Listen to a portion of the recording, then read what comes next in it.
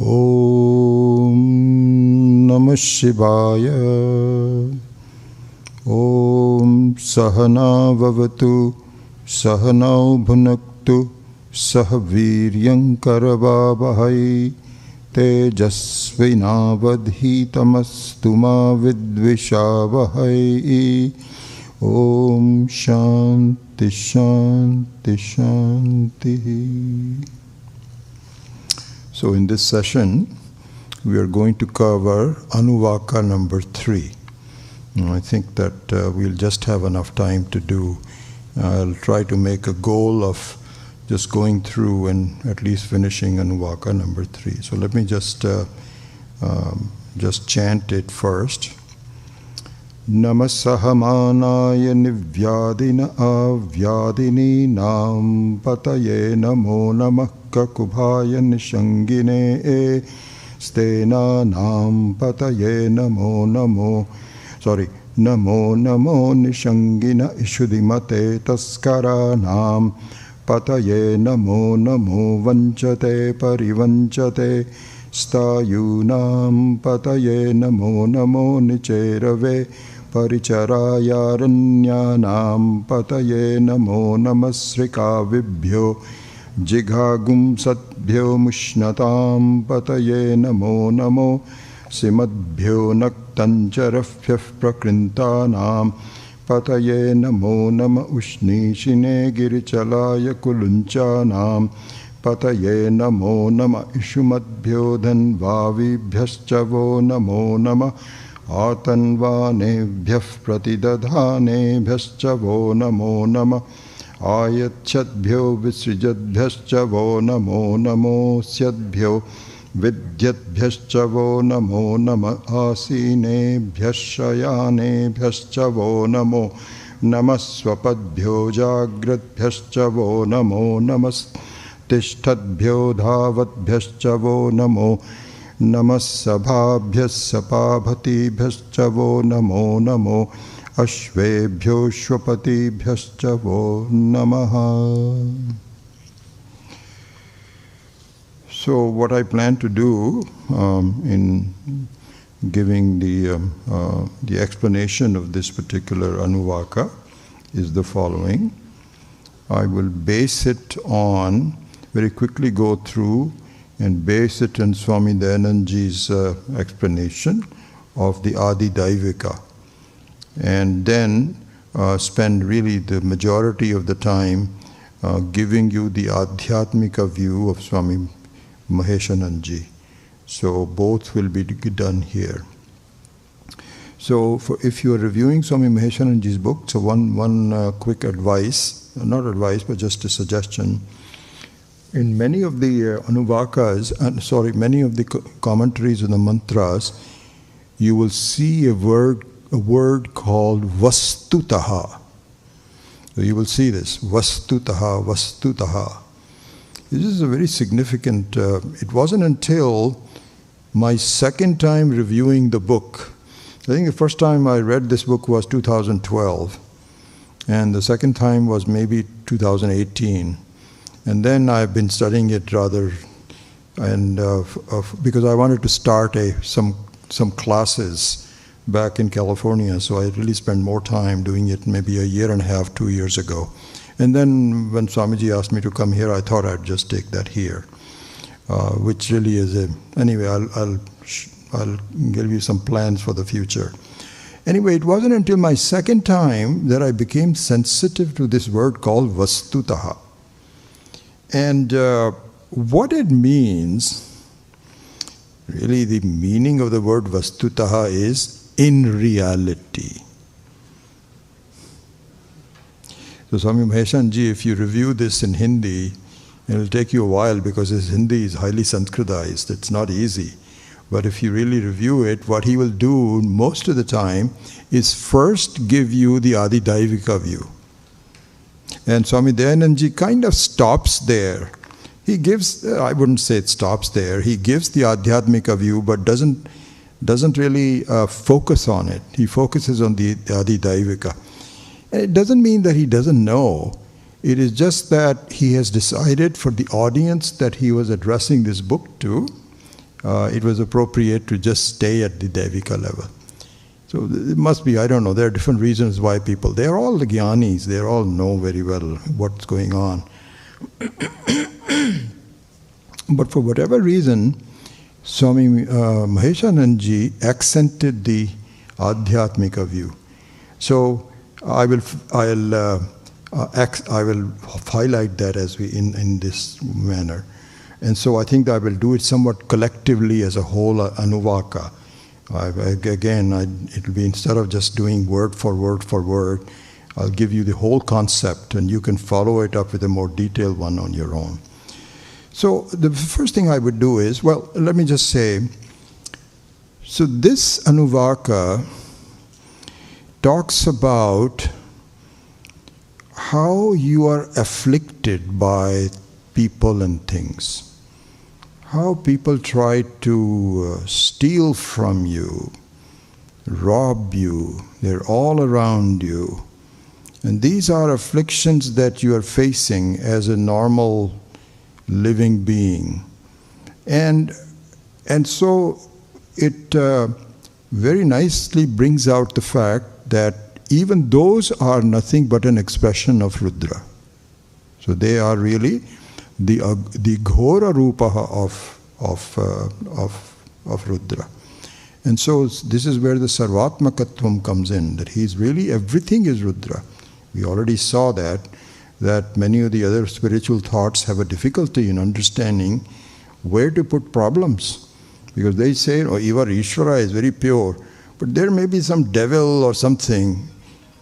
We don't, you run into a lot of problems when you bifurcate things like that. You just have to really do this on your own.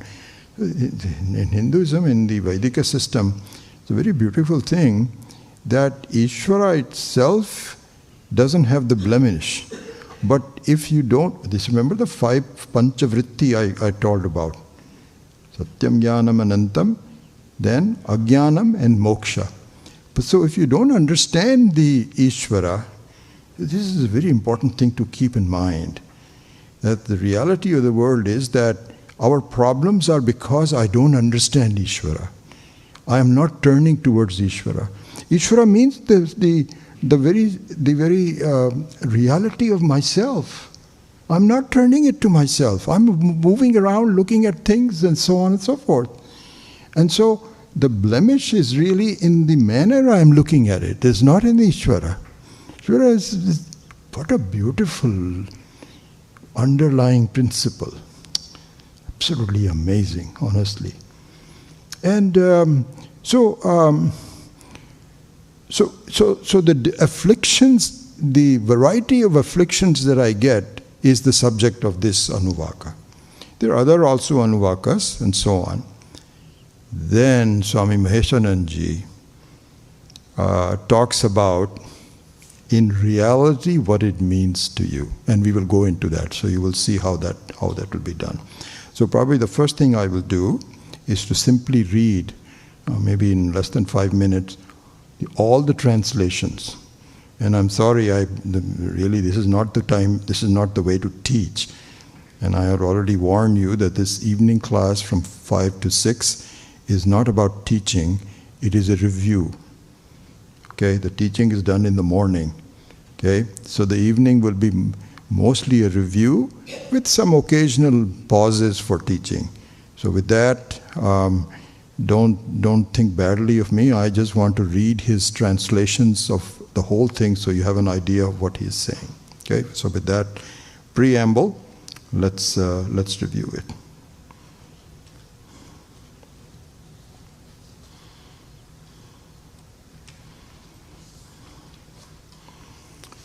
This is on page 98 of Swami Dayanandaji's book, the Anuvaka 3, Mantra 1. Nama sahamanaya nivyadina avyadhininam pataye namaha. Salutations to the one who condones, who afflicts the enemies always, and who is the Lord of the afflicting deities. Okay. So what it really means is, and there's an underlying adhyatmika here also. I mean, all over. It's not as though it's not there. It's not as though he's giving you anything wrong. That's not it. It's just the accent. So here he says he's the Lord of all afflicting deities. Means that the deities have been created in such a way that they are really the creations of Ishvara itself through the Maya Shakti. And so he knows very well. He knows very well. That example of my not getting promoted, there was an affliction. I was really disappointed and confused. I was thinking of even leaving the company and going, although that's not these days. In those days, you don't left companies that quickly. There weren't that many. These days, anytime this is kind of like a Western love marriage. The Western love marriage, anytime there is some kind of a problem, you say divorce. Indian marriages are different because if there's a lot of problems, we have more problems in Indian marriages than Western, but we don't still not divorce. We say, it's okay. And then they diminish in time. Somehow or the other, everything works out. And so in my case, when I threatened about it, I was thinking of really kind of like leaving, but it was an affliction. But the affliction was, so look at this is Avyadhininam pataye namaha. So look at the example. So this second or third level manager who was responsible for not promoting me gave me the affliction. But he was the pati. Pati means the one who really who's responsible, from whom all the actions really come. He knew all of that. So here also, the deities that afflict me, even though I blame them, deities means we will see all the list of it. It's a very long list of robbers at night, robbers at day, this, that, or the other. So I blame them, but in reality, it is Ishvara who has decided this is a good thing for this person. Eventually, really speaking, vastutaha, really speaking, what is being done in all of our afflictions is one day you will decide enough is enough. I'm not getting anywhere in my life. There is problems everywhere. I want to turn into something deeper. And hopefully you will not commit suicide. You will turn into, with grace of Swamiji and so on, with some good teaching. And then, so this is the ultimate vairagya. But in the meantime, the Ishvara is both the giver of the afflictions as well as removing them, both of them. So that's the idea. Then next one, Namak Kakubhaya Nishangine is, etc.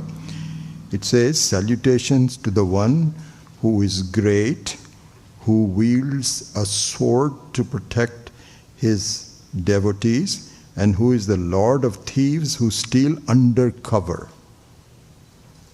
Under cover means that you don't know that they are stealing, but they are stealing. So this is where you have these accountants who just make a software change and all the money goes into their pocket, and the companies don't realize it. This is the ones who are undercover. Number 3, Namo Nishangina Ishudhimate Taskaranam Pataye Namaha. So here, again, the reference is to the quiver and the arrows and so on. So it's a consistent view of it, almost like a reminder.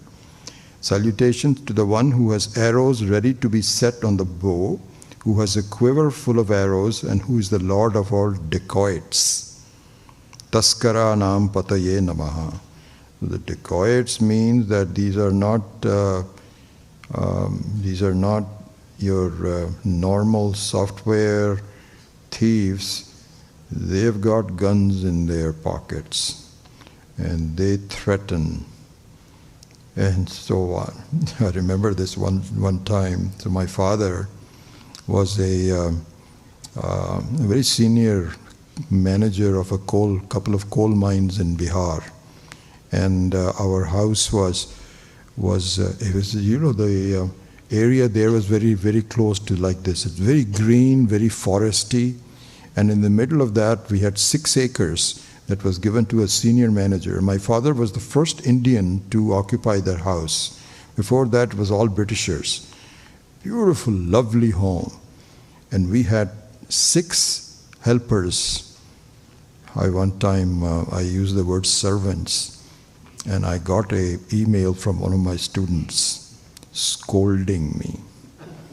She said, "Vijayji, can you please not use the word servant?" She says, "I really despise it." So now I'm used to saying servant. So every time I say servant, then I say helper, because I think of her and say, "Oh my God, what would she think about it?" So anyway, we had 6 people in the home, cooks, gardeners, huge place and so on. One day, my father was told the dacoits in this area, so they have some secret ways to see what's happening. They have targeted your home, and they don't know when that's going to come, but we are told they are really going to attack you. And the dacoits, of course, they are distinguished from thieves because they don't mind killing you.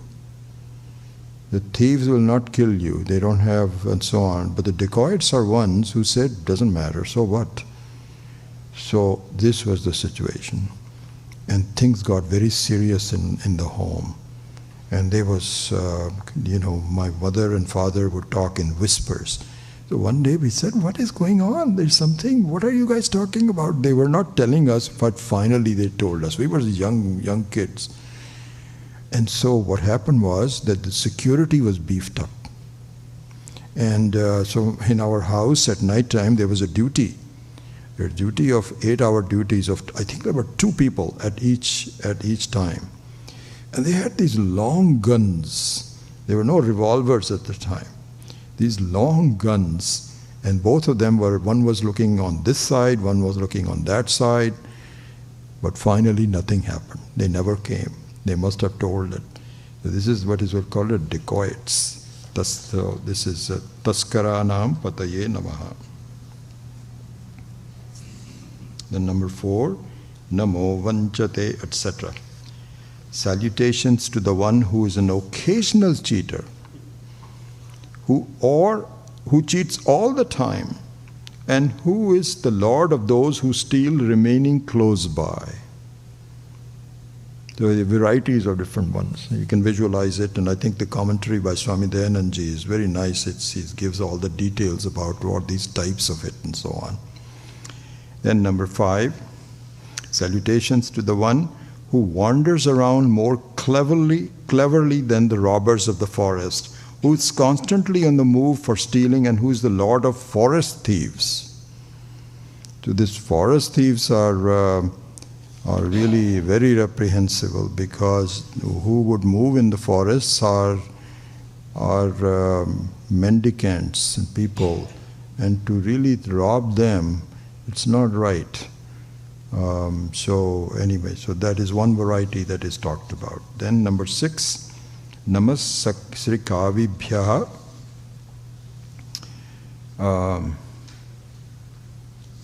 Salutations to the one who is the Lord of those who are protecting themselves with weapons, desirous of destroying others, and who is the Lord of those who steal grains in the fields. So that's another one, which is a huge issue, because what happens in the villages of India is that when grains are taken out, then they are left out on the field to dry, so that in the sun, so then there can be all the protecting things can be taken off and so on. So with the time they put some mounds and so on. So in Anaikatti in Tamil Nadu, again this is a very foresty area, just like this, honestly.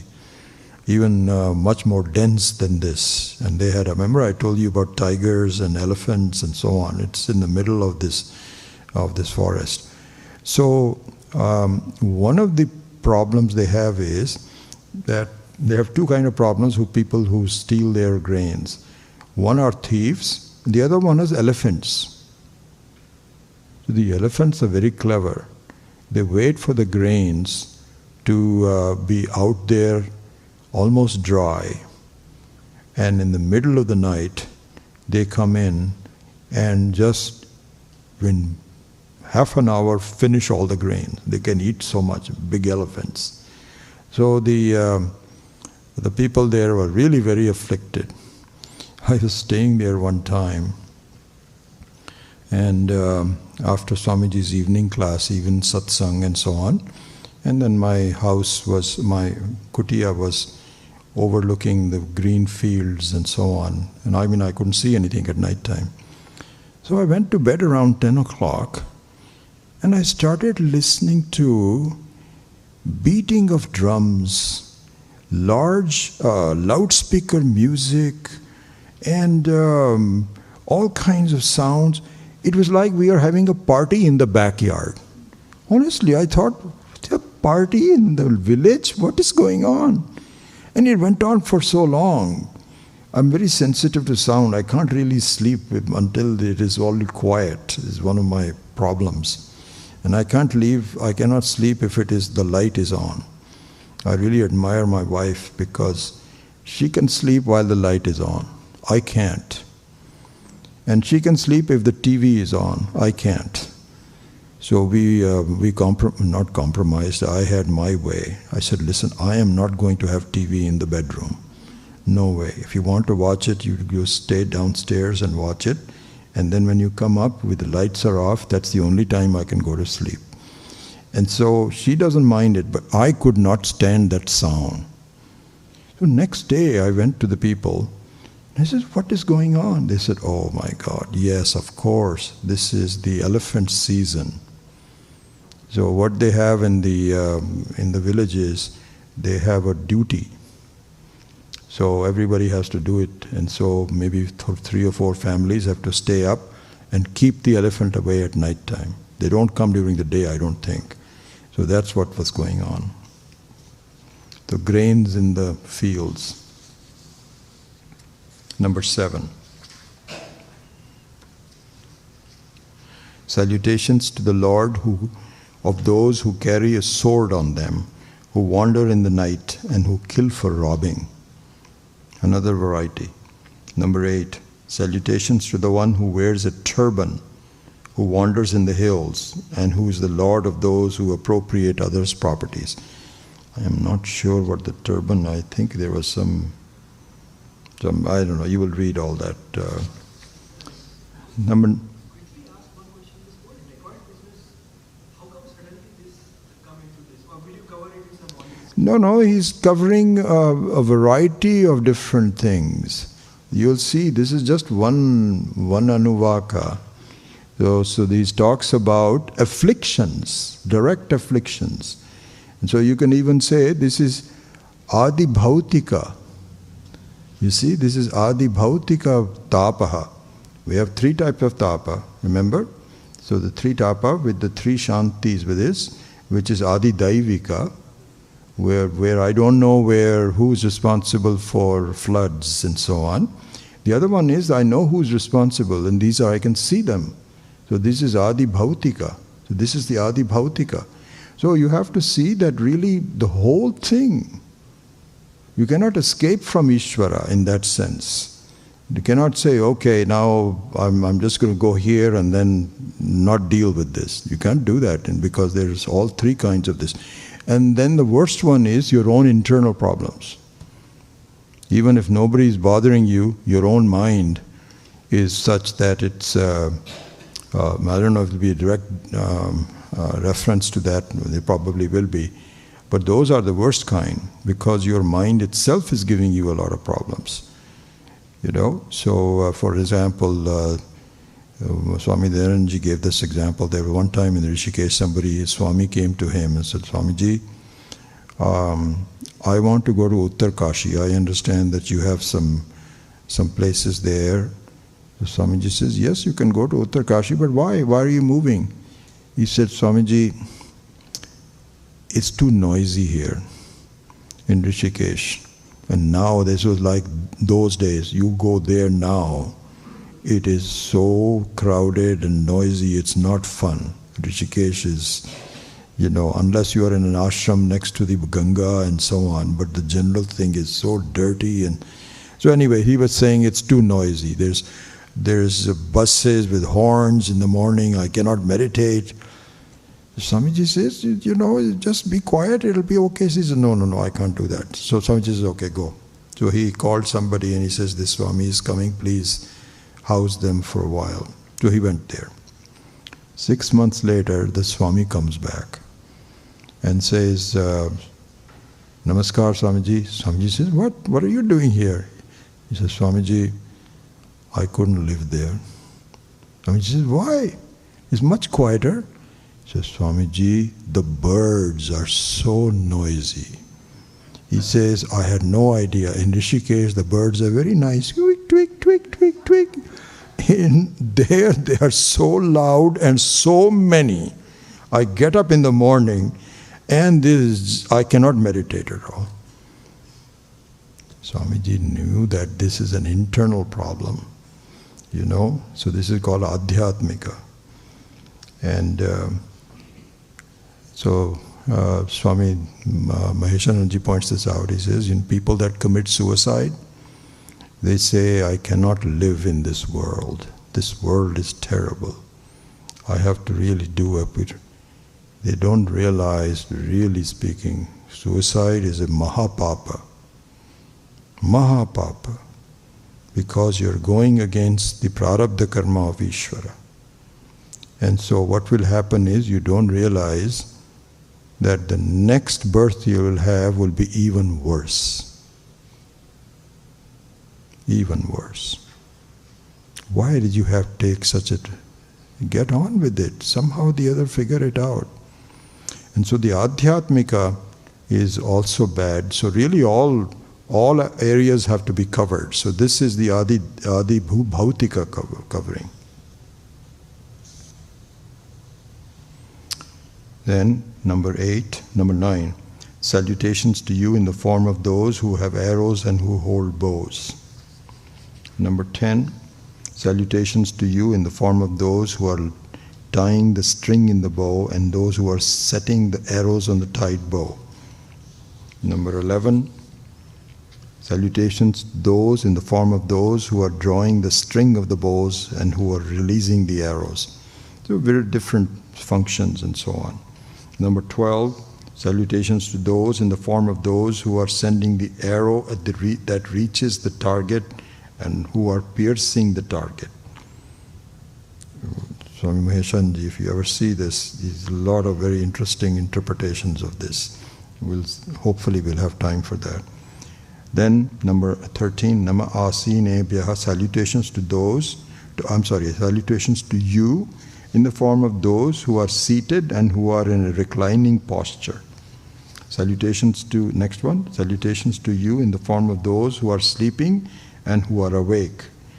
Next one, salutations to you in the form of those who are standing and who are running. Number 16, salutations to you in the form of assemblies and in the form of heads of assemblies. Last one, number 17, salutations to you in the form of horses and in the form of horse riders. So this is the external view. Okay, now let's look at the internal view that Swami Maheshananji focuses on.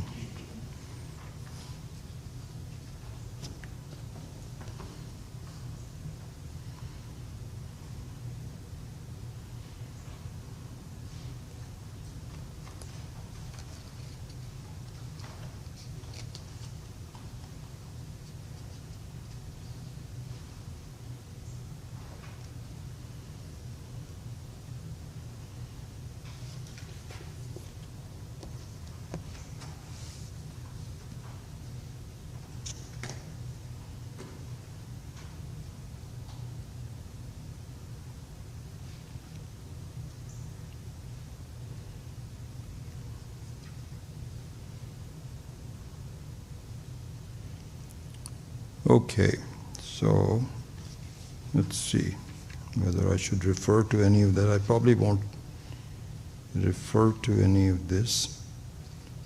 I don't even know what page number it is. Page 50. I think the page numbers may have changed.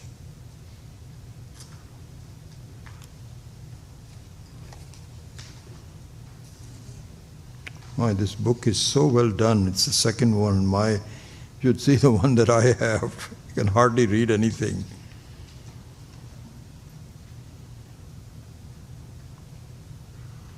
And of course, this is not underlined because I underline all of my...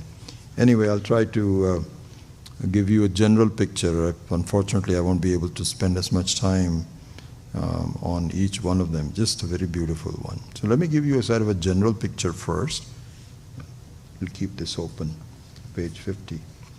Page 50 is where he was talking about it. So here's the Adhyatmika view.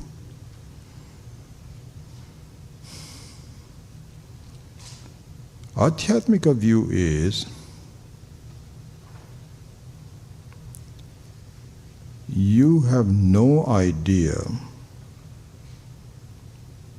how badly Rudram wants you to be happy.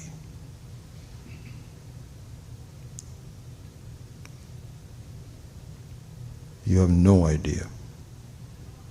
You think that there is no protection for you, there's a lot of problems in life, this, that, or the other. You have no idea until you really inquire that everything that is happening is for your own good. And eventually it will end very well for you. And in the process, Rudra is trying to get you away from your foolishness. And so here, the idea of a thief is not the external thief.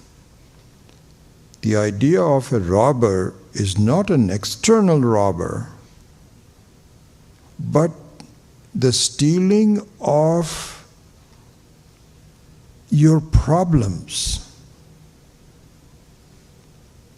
It's silently stealing away your problems by giving you hints. Turn towards me.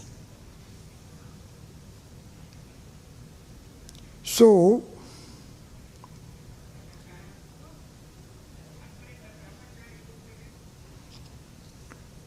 this we have not really gone into the details of it, but you will see ultimately what needs to happen is that your ego, your ahankara, is the one that needs to be stolen.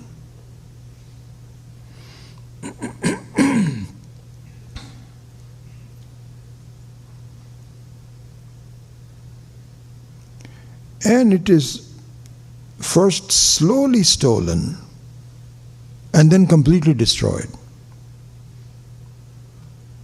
So in that whole thing, the stealing is subtle at first and eventually in the form of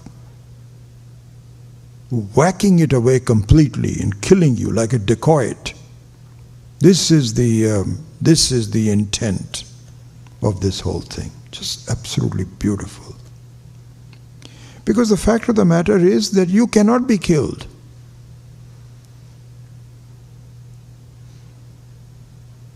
You cannot be killed. Not possible for you to be killed. So you know the verses of the Gita.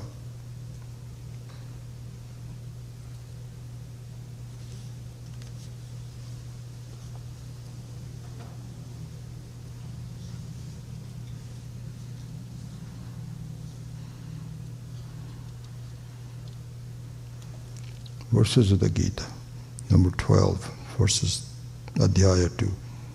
Natvevaham jatu nasam natvam neme janadhipaha nachaiva naja bhavishyamaha sarve vaya mataf param.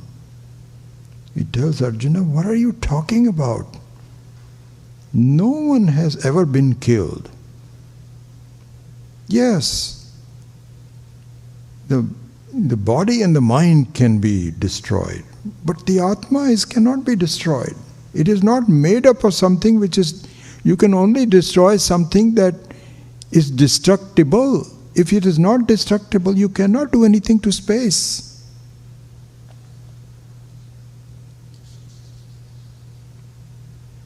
Na jayate mriyate va kadachit nayam bhutva bhavita na bhuyaha ajoham nitya shashvato yam purana. You know all of this. So, in the interpretation of the Adhyatmika view of this, there's no real killing involved by the dacoits. The dacoits cannot kill you. So, but then there is some killing involved. What is that killing involved by the dacoits? People who really murder you and so on and so forth. So what is really murdered here is the biggest obstruction to your moksha, which is a sense of ahankara. I remember Swami Dayanand used to say that. He says, one of the obstructions of one of the reasons why, one of the problems in becoming completely free is that you really like you're afraid to lose your sense of limited identity. You feel this is all I have and I don't take that away from me. So I usually give this example to the students. It is exactly like a room space. So this is Chidakashaha. If the Akasha had consciousness, which is exactly the situation we have, we are Chidakashaha. So if the space is conscious, then the question is, what does it think about itself? Conscious means that you think, you're alive, and so on. So if the room space was alive, what would it think? So the room space will say, this is actually a wrong room to give this example. If we were sitting in a very small place, I don't know if you were ever there, maybe none of you were, not even Chandra, none of you were there. So I used to give classes in Jain temple. And we had a fairly decent room that could accommodate about 30-35 people. But just like it's going to happen here for tomorrow, we have to leave this room. And we were all crowded into half size. People were literally sitting on top of each other. And the first row of students that I was teaching was about 2 feet away from me. This is how crowded. And they said, you take it or leave it. And this was done at the very last minute. So in this small room, supposing it's a small room, and so the room has a consciousness, so you feel I'm just a small room. And you like to be a bigger room, you like to be like this lecture hall, which is so beautiful. And even bigger than this is the other one. So this is all comparative. But you feel that I'm okay. So say, don't you want to become a bigger one? So he says, okay, but what would you do? You'll have to destroy you. No, don't do that. I'm okay the way I am. This is our situation. We ask people, don't you want moksha? He says, what is moksha? Moksha means that you are completely free. Instead of others constraining you, there'll be no constraint. Oh, that sounds nice, wonderful. How do I get there? So this room walls have to be destroyed. Oh, no. Don't touch the walls. I'm a small room, but this is what I am. So don't make it that. So he says, okay, but then see what you're doing. If you are completely space, then you enclose everything. Nothing encloses you. He says, that sounds kind of nice, but no, I'm okay with it. So this is our issue, is that we have an ego that is used to being very limited. And he says, just, I'm not perfect, but whatever I am, just leave me alone. So Ishvara is working very hard to make you free. You may not realize it, but it is happening. And the way it is happening is, he's slowly diminishing your ego. At one time you thought, I'm the top of the world. I topped the class, and so on and so forth. There was nobody like me. Slowly you get into problems in life, and you find you're not as good as you thought you were. You may have topped a class, but you are not doing well in other areas, and so on. Slowly, and then of course eventually all this whole thing is about afflictions where you finally say, enough is enough. My life is passing. I'm not getting any better. There must be a better way. This is, in a way, the method of stealing. This is what Swami Maheshananji says, and I really subscribe to that, honestly, is that in Hindi he says, ahankar ko chupchap chura lete hain.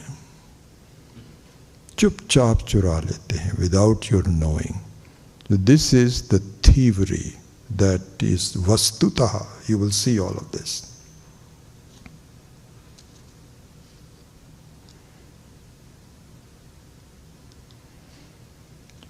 So in one form or the other, your ahankara is being diminished and stolen in one form or the other.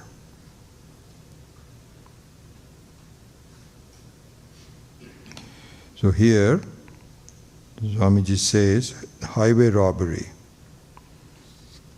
He refers to the highway robber means when you are traveling. Highway robbery means when you're traveling. So you're going from one place to the other, and it robs you even there.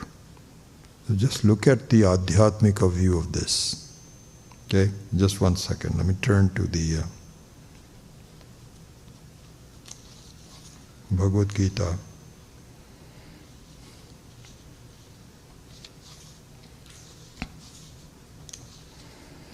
Anyway, it will come to in a minute, but let me just say this. You know very well, or you may know this, I don't know, that chapter 7 is a very unusual, Chapter 8 is a very unusual chapter in the Bhagavad Gita. Why? Because the rest of the Bhagavad Gita is about Jivan Mukti, becoming free while you are alive. Chapter 8 is an exception. Chapter 8 says, in case you are not able to get Jivan Mukti, even though you are trying to, then what?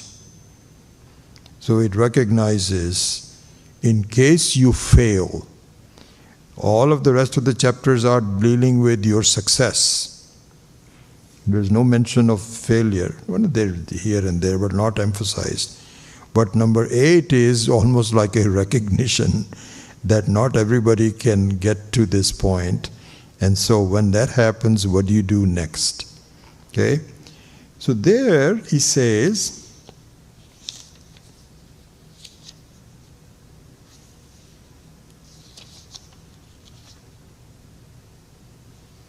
just 1 second. I forgot to mention the verse number.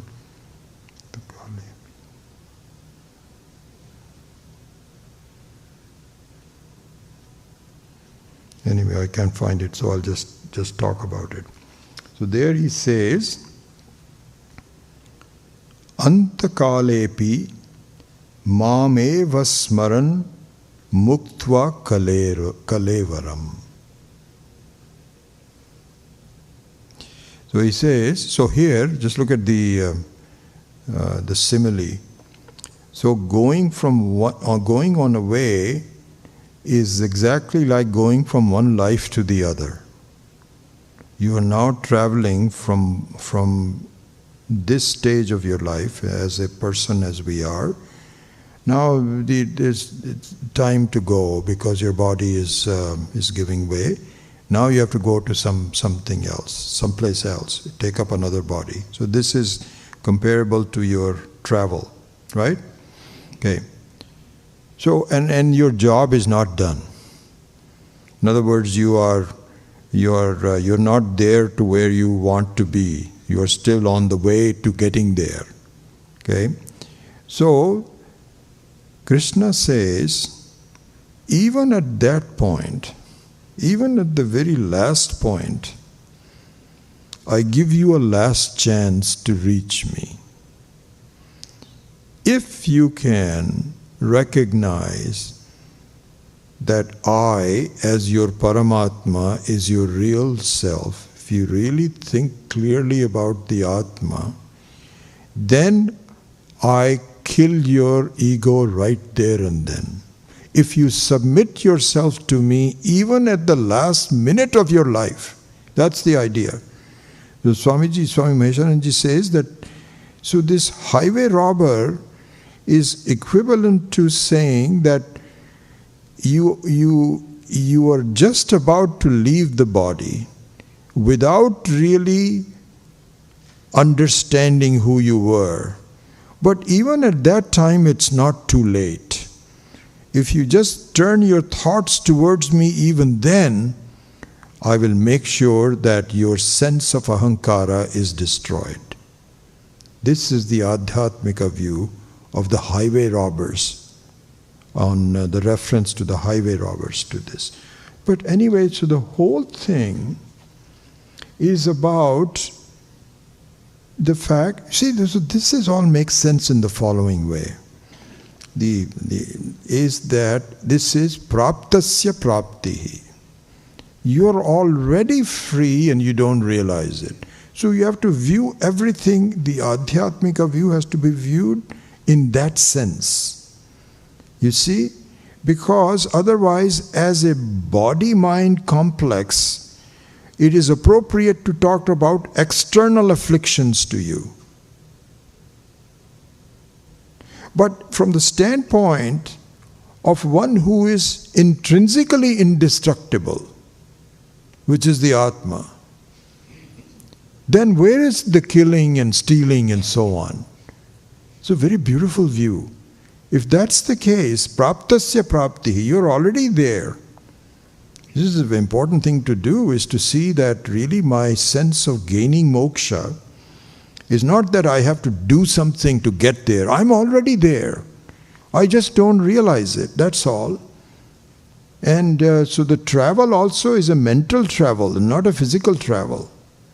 So this whole view of stealing and robbing and killing and so on and so forth has to do with the fact that if you remove the obstructions and the avidya and so on, your real self doesn't have to be created. You are already the real self. Always, everybody. Even at this time, your consciousness, all you have to do is to just close the eyes. You don't even have to close the eye, really speaking. You are the very consciousness that we looked at in the meditation time, and we will again emphasize it. That's you. You don't have to achieve anything. See, this is the issue, is that we are so beat up to thinking I have to do something. I'm not there yet. This is called bhavasagara. Bhavaihi, bhavahetyayihi namaha. So the bhava means that I have to do something. I'm not there yet.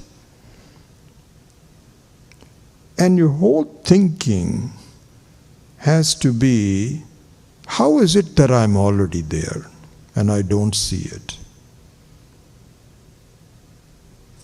So this is where Swami Dayanandji and others all used to repeat, there is nothing to be done, there is something to be known.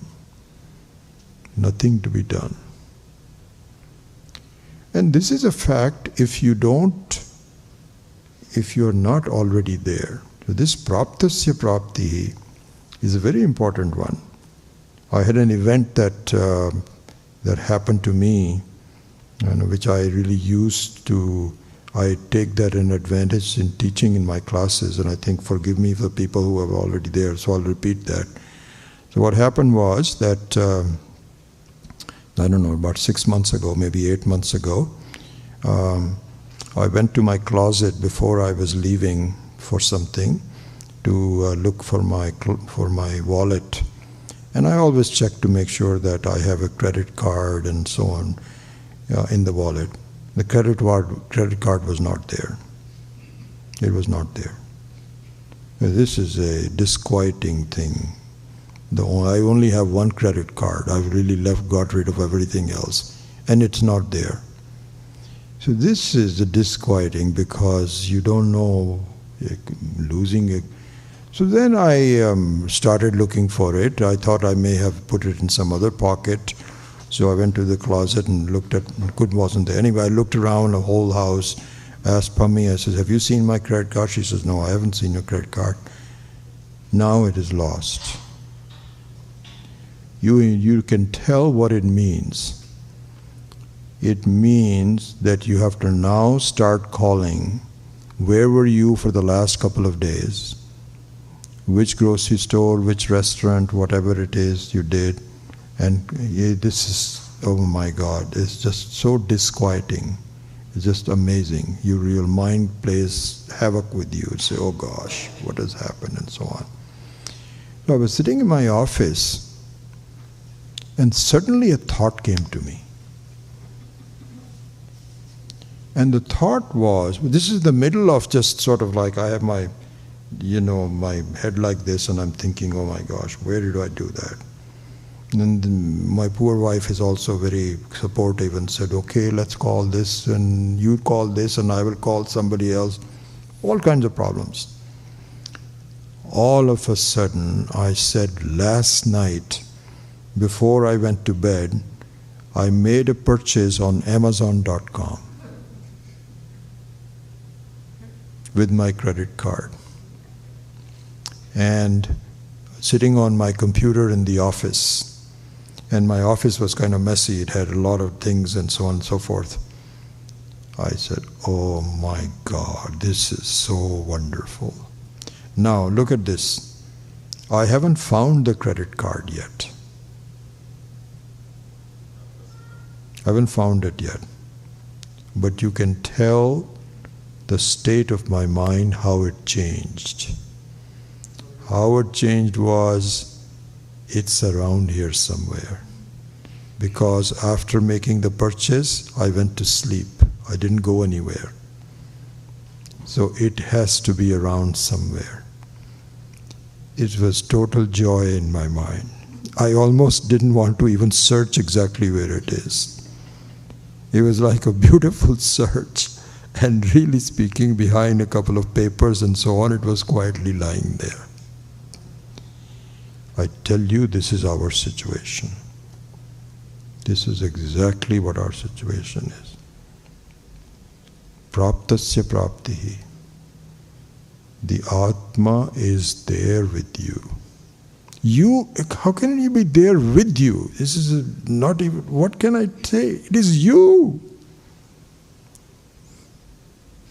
And you do everything. Then I have to do this, then I have to go to Char Dham, then I have to do some puja, and I have to do this. This is an interesting thing. When you visit a holy place, this happens to all of us. When you go to a holy place, like Devi Mandir in India on the top of a mountain, you spend so much time going there and climbing. This is why the Devatas and Devis are done at the top of a mountain. It's not easy to get to. That's almost very deliberate, because you feel I'm now doing something very important. You know, to go to Kailash and so on and so forth is very difficult. This is what Mukul was talking about, how difficult it was. So you feel like I'm now there. And when you go to the darshan of the Devi, you know what happens? After a while you look at it, you close your eyes. And you feel a sense of satisfaction. Where is that satisfaction coming from? From you. From you. This is what happens when people go to Hawaii and spend so much money going there and so on. And you know what happens? If you really look at it, you go to the pool and so much money is spent there, and so you go to the pool lying in the sun, and you are reading a book, and you close your eyes, and you're half asleep, and you feel so good. Where is that goodness coming from? It's not, is it imported from anything? It's all your own goodness. And so even going to Char Dham and all of this, really, you are just finding yourself. So it's not that the credit card is missing and you have to go visit places and see where it is and ask people. This is exactly what we happen. Oh, there is a guru in some village, in some place, we have to go ask how to get moksha.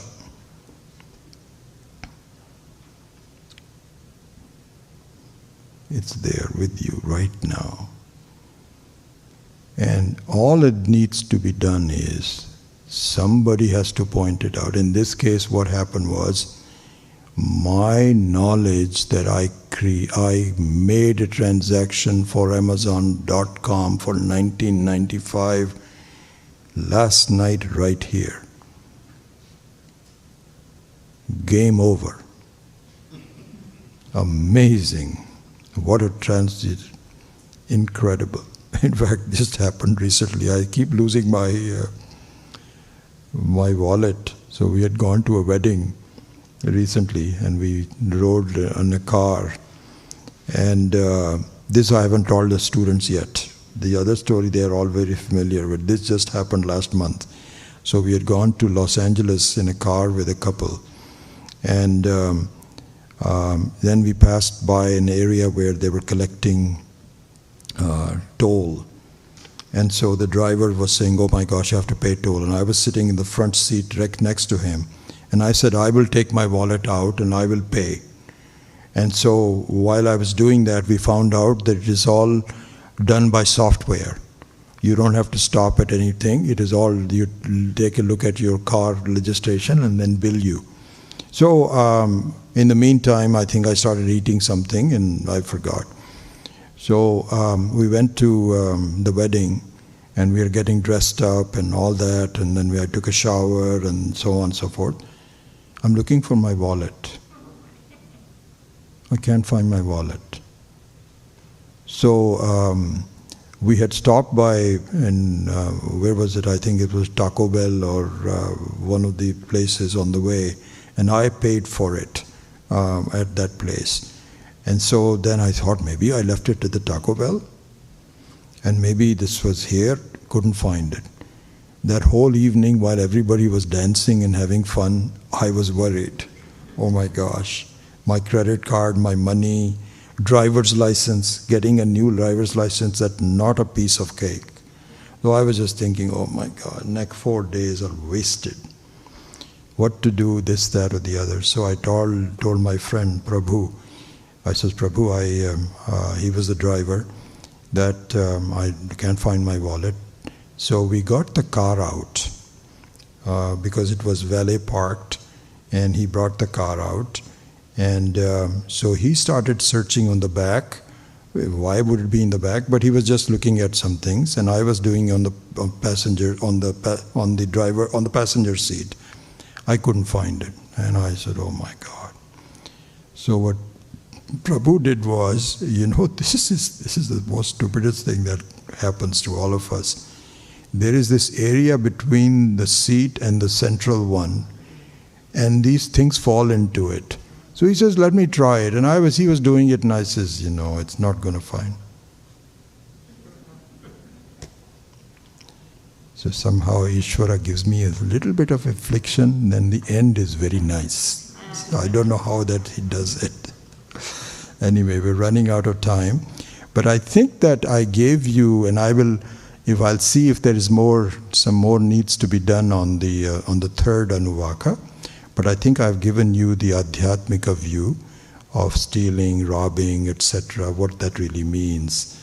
And to me that makes more sense, quite honestly. Because I have to deal with the robbers and so on and so forth. Of course I have to deal with that, and I hope I don't get stolen. It's not as though it is not unknown to me.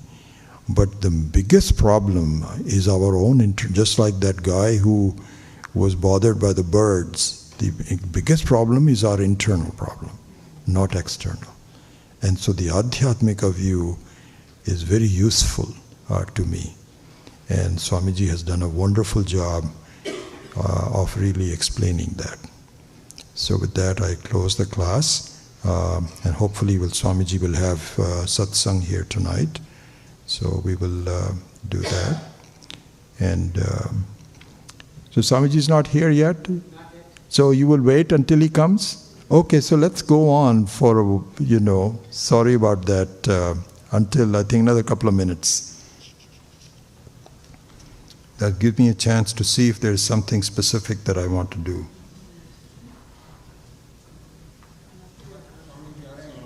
Is he coming?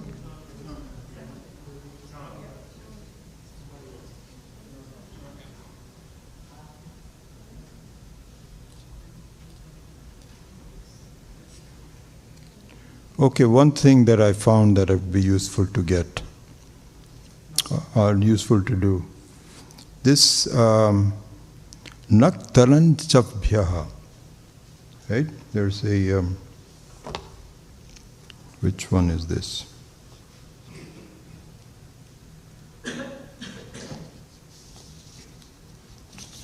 Number